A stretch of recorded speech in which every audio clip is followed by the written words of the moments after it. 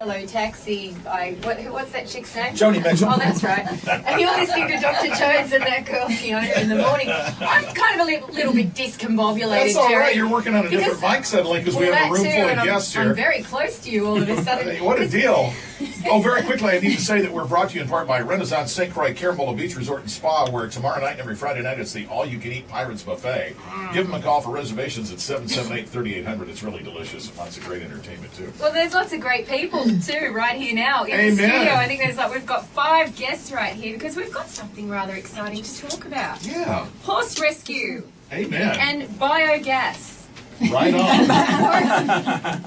So, moving right along, we have the people from Cruzan Cowgirls introduce Tibbar. them. Jerry, okay, I will introduce them. Why not? We have Jennifer Ola, Eric Vogt, and Susan Nevillefick from Cruzan Cowgirls, and we're really honoured to have you guys in here because you do some amazing stuff with horse rescue.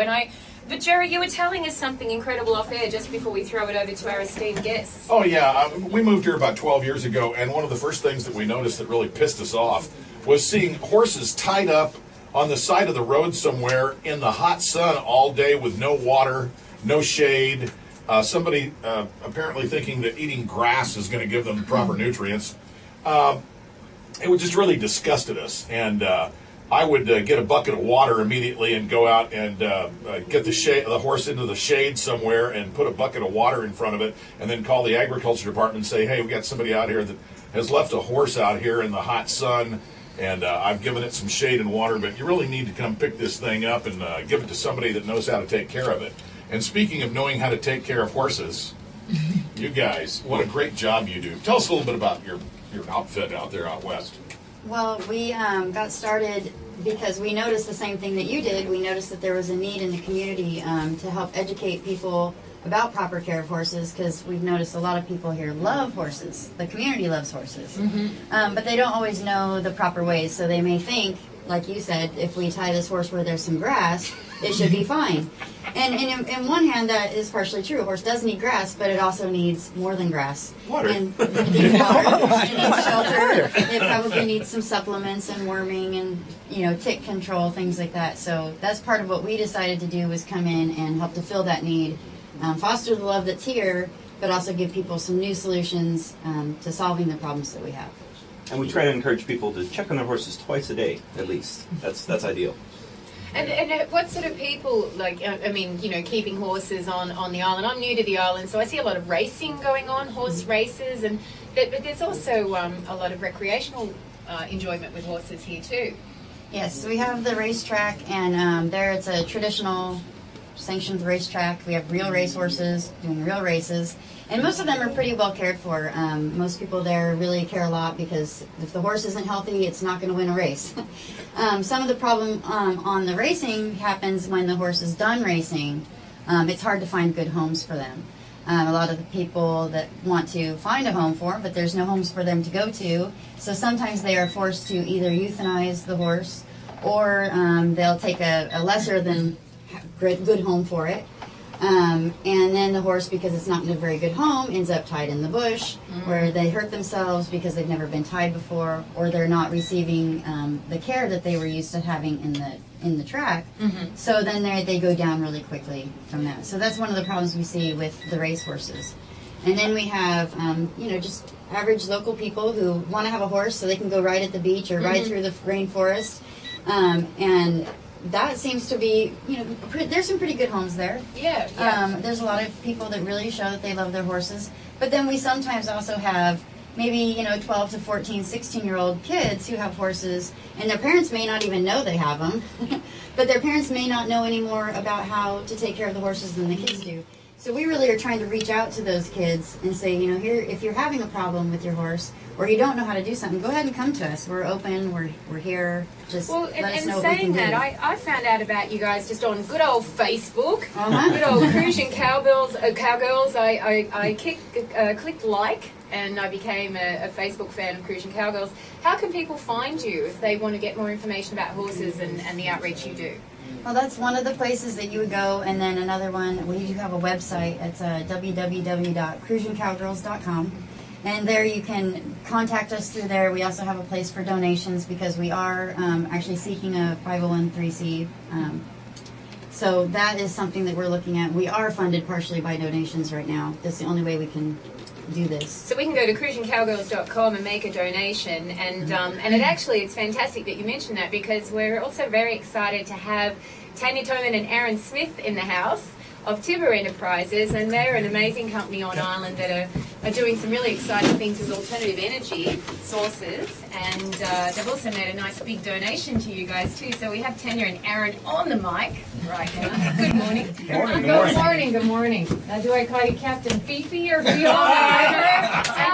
can call me whatever you want. What's going on this morning? Yeah, I know. Okay. Tanya and I are good friends, so you can call me whatever you like.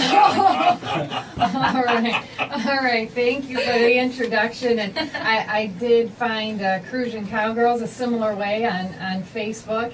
And my husband and I have always loved animals. I think you've met a couple of our rescues. Oh, I know. Rescue dogs. Just puppies. Yeah. So, in regards to the donation, we were thinking, how can we help Cruzan Cowgirls? It's such a good cause, and what they're doing, it's unbelievable. And so, how can we help? And with our project, we have the opportunity to have an agricultural aspect to it and provide hay. We're actually going to provide 125 round bales of hay a year to Cruzan Cowgirls. Yay! And our project is, we're going to provide 7 megawatts of power to WAPA. And so growing an energy crop on the island. So we're going to have about 1,500 acres or so. And as part of our agreement with the Department of Agriculture, they lost a grant that helped them provide hay to all 3 islands. And that's very critical hay for small animals, for farmers.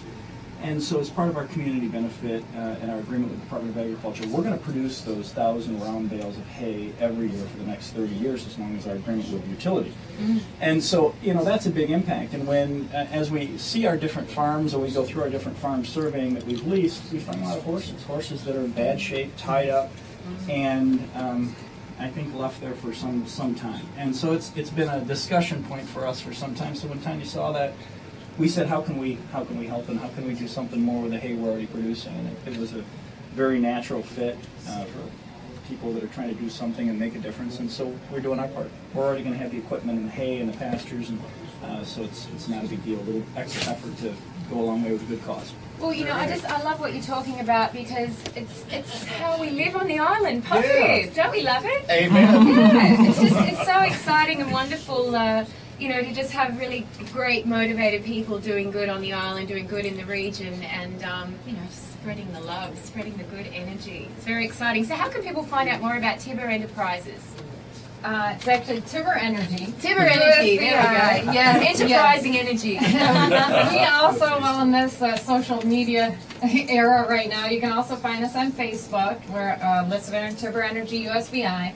Our website also is tibbarenergy.com, which is TIVBAR energy.com.